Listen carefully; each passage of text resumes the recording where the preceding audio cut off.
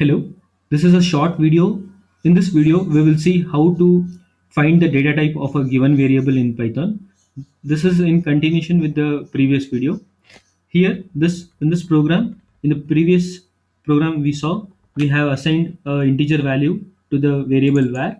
Now, to find the data type of this variable, we have to use the library function type and we have to pass the name of the variable. This gives the data type of the variable. So next we are using the variable as string here, and when we use type of var, we will get the string data type.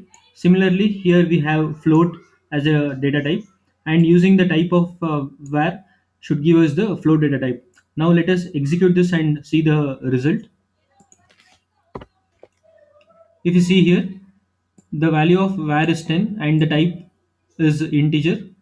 Similarly, here value of var is welcome to Python, and welcome to Python is a string, and the type of variable is a string variable.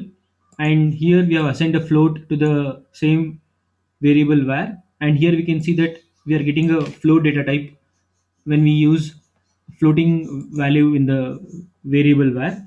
Hence, type is a function which is used to get the data type of the variable. Thank you.